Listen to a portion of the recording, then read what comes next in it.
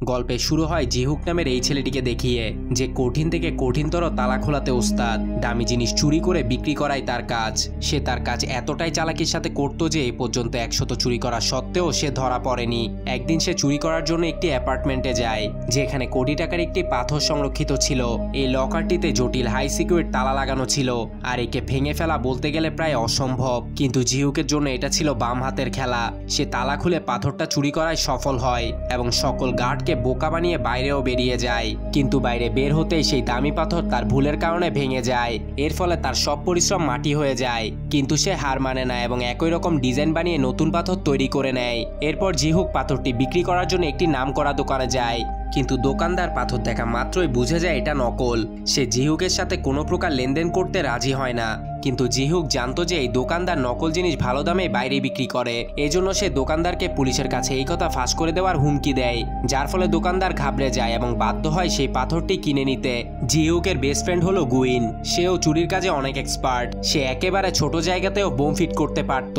এই ঘটনার পর জিহুক নকল নোট ছাপানোর সিদ্ধান্ত নেয়। সে নকল নোট তৈরিও করে ফেলে, কিন্তু এতে মদ ফেলতে অক্ষর মুছে যেত, তাই সে নোট বানানো বন্ধ করে দেয়। একদিন তারা হীরের একটি দোকান লুট করার সিদ্ধান্ত নেয়, যাতে প্রায় 3 কোটি টাকার সম্পদ ছিল। কিন্তু এই কাজ করাটা অতটা সহজ ছিল না, কারণ দোকানের চারদিকে সিসিটিভি ক্যামেরা লাগানো ছিল। ক্যামেরা হ্যাক করার জন্য তাদের প্রয়োজন ছিল একজন সেরা হ্যাকারের, আর এই কাজে তাদের হ্যাকার হয় জ্যাংবে। তার ব্যাপারে একটা গুজব আছে যে একবার সে টাকার বদলে নিজের বন্ধুদেরই পুলিশের কাছে ধরিয়ে দেয়, কিন্তু তারপরেও জিহুক এবং গুইন তাকে ভরসা করে তাকে নিজেদের দলে নিয়ে নেয়। এরপর জিহুকের বন্ধুত্ব হয় ইউনহা নামের এই মেয়েটির সাথে, যে কিনা এই ধরনের দামি জিনিসের ব্যাপারে এক্সপার্ট। একদিন তারা দুজন মিলে ঘুরতে গেলে জিহুক মেয়েটির গলায় হীরের হার লক্ষ্য করে, যা ইউনহায়ের বাবা তাকে উপহার দিয়েছিল। এরপর তারা দুজন জুয়েলারি শপে সেই হারের ব্যাপারে জানতে যায়। সেখানে তারা জানতে পারে সেই হীরের হারের মূল্য ছিল প্রায় লাখ টাকা। এটা সেই দোকান ছিল যেখানে জিহুক চুরি করার প্ল্যান বানিয়েছিল। সেই সময় সবার নজর এড়িয়ে জিহুক তার ব্রিফকেস সোফার নিচে ঠেলে দেয় এবং কোথায় কোথায় সিসিটিভি ক্যামেরা লাগানো আছে, কয়টা রুম আছে এবং কতজন গার্ড সেখানে আছে সবকিছুই সে দেখে নেয়। শেষে জিহুক হিসাব করে দেখে যে তাকে এই চুরিটি 10 মিনিটের মধ্যে করতে হবে। দেখতে দেখতে চুরি করার দিন চলে আসে। জিহুক দোকানে যে ব্যাগ ফেলে এসেছিল তা বিস্ফোরণ হয়ে যায়। এর ফলে সব গার্ডদের মনোযোগ সেদিকে সরে যায়। অন্যদিকে জ্যাংবে নিজের অসাধারণ মস্তিষ্ক কাজে লাগিয়ে সব সিসিটিভি ক্যামেরা হ্যাক করে নেয়, যাতে জিহুক এবং গুইন ভেতরে যেতে পারে। সে লক সিস্টেমও অফ করে দেয়, যাতে জিনিস ধরার ফলে গার্ড জানতে না পারে। কিন্তু যতটা সময় তারা ভেবেছিল গার্ড তার আগেই দোকানে এসে পড়ে। গার্ডদের আসতে দেখে গুইন গাড়ির কাজ ভেঙে গার্ডদের মনোযোগ অন্যদিকে সরিয়ে দেয়। এদিকে জিহুক লকার থেকে সব হিরে চুরি করে সেখান থেকে পালিয়ে যায়। পরে তারা তিনজন মিলে চুরির সাফল্য সেলিব্রেট করে। পরের দিন হীরের মালিক চো চুরির খবর শুনে রেগে যায়, কিন্তু সে চোরদের প্রতিভা দেখে ইমপ্রেসড হয়ে যায়। চো একজন কোটিপতি বিজনেসম্যান এবং গ্যাংস্টার, যে এ পর্যন্ত অনেক মানুষের ক্ষতি করেছে। সে নিজেও একটি বড় চুরির প্রস্তুতি নিচ্ছিল, আর এজন্য তার এরকম ধুরন্ধর চোরের দরকার। সে এখন পর্যন্ত অনেক কিডন্যাপার এবং তালা ভাঙার মানুষকে পরীক্ষা করে দেখেছে, কিন্তু কেউই তার ভরসা জিততে পারেনি। তাই সে বুঝে যায় যে চোরেরা এই চুরিকে সফল করেছে তারা এই কাজের জন্য পারফেক্ট হবে। এজন্য সে তার সব লোকদের এই চোরদের খুঁজতে পাঠিয়ে দেয়। পরের কিছুদিন চোয়ের লোকেরা সব হীরের দোকানে নজর রাখে, আর শীঘ্রই জিহুকের ঠিকানা তারা পেয়ে যায়। চো তাদের তিনজনের সাথে দেখা করে এবং চুরিতে তাদের অংশ নেওয়ার জন্য 5% কমিশন দেওয়ার ওয়াদা করে। এমনিতেও তাদের কাছে খুব একটা অপশন ছিল না, কারণ মানা করলে চো তাদের পুরো পরিবারকে মেরে ফেলবে। শেষ পর্যন্ত জিহুক রাজি হয় এবং চো তাদের বলে 150 কোটি টাকা শিপের মাধ্যমে করিয়ে আসবে। যেখানে এই শিপ এসে থামবে সেখানে দুনিয়ার সব থেকে কঠিন সিকিউরিটি সিস্টেম থাকবে।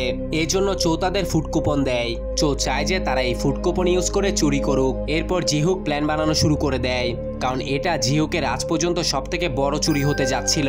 অন্যদিকে আমরা দেখতে পাই চো জ্যাংবেকে আলাদা করে ডেকে তাকে বেশি টাকা দেওয়ার অফার করে, যাতে সে জিহুক এবং গুইনের উপর নজর রাখে, কারণ চোরের উপর তো আর ভরসা করা যায় না।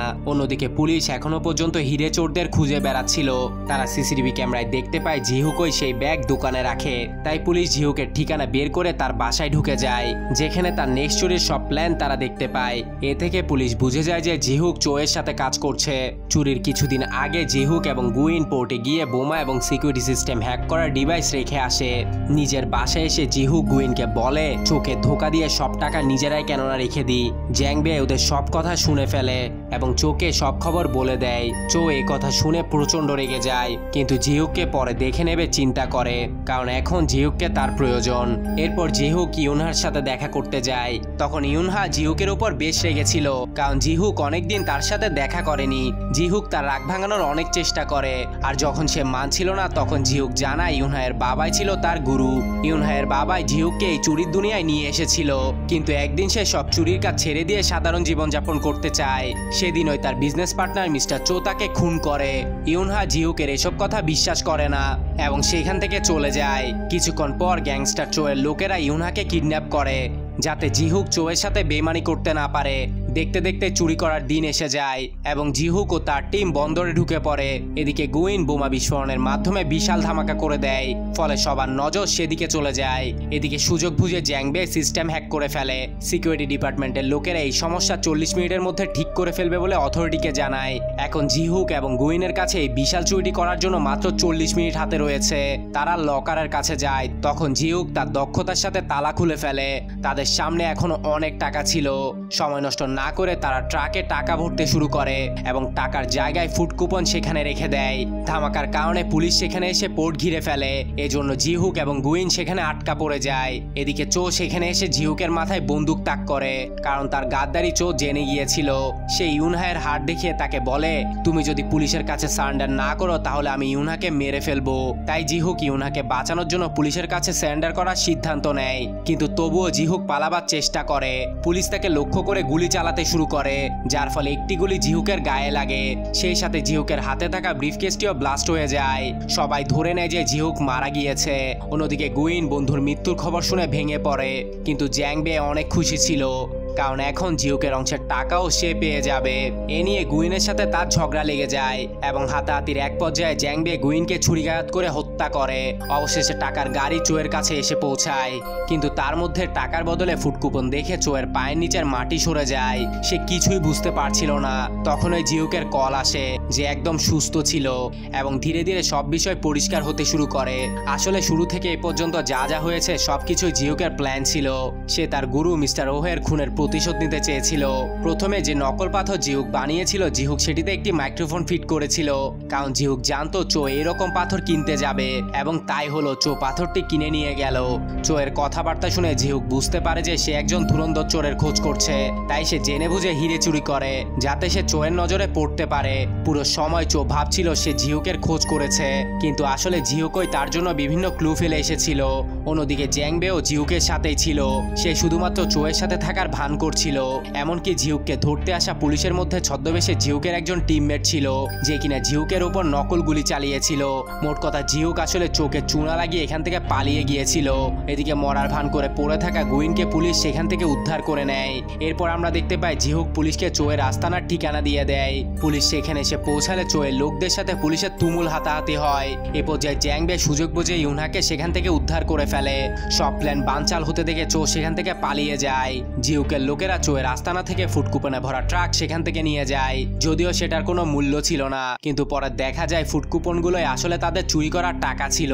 চুরি করার পর জিহুক আসলে তার নকল টাকা তৈরির মেশিন দিয়ে ফুড কুপন প্রিন্ট করে টাকার সাথে প্রিন্ট করে নেয়। যখন ওই মদ এর উপর পড়বে তা আসল টাকায় বদলে যাবে, অর্থাৎ পুরোটা সময় সব টাকা চোয়ের সামনেই ছিল, কিন্তু চো সেটা চিনতে পারেনি। শেষে জিহুক চোয়ের গাড়ির সাথে ধাক্কা লাগিয়ে তাকে পুলিশের হাতে ধরিয়ে দেয়। এরপর জিহুক তার আস্তানে এসে সব টাকার উপর মদ ছড়িয়ে ফুড কুপনকে টাকায় বদলে দেয়। যেহেতু জিহুক অনেক বড় চুরি করেছিল, তাই সে কিছুদিনের জন্য আন্ডারগ্রাউন্ড হয়ে যায়। তারপর একদিন সে ইউনাকে টাকা ভর্তি একটি ব্যাগ পাঠায়, যেটা সাহায্যে সে দুবাইতে একটি আর্ট গ্যালারি শুরু করতে পারবে, যা আসলে ইউনার ছোটবেলার ড্রিম ছিল। তারপর একদিন দুবাই পৌঁছালে সে একটি মিউজিয়ামে তার গলার হার দেখতে পায়। তখন ওই জিহুকের এন্ট্রি হয় এবং তারা দুজনে সুখী জীবন কাটাতে থাকে। আর এরই মাধ্যমে এই মুভিটি এখানে সমাপ্ত হয়। আপনাদের সবাইকে অসংখ্য ধন্যবাদ।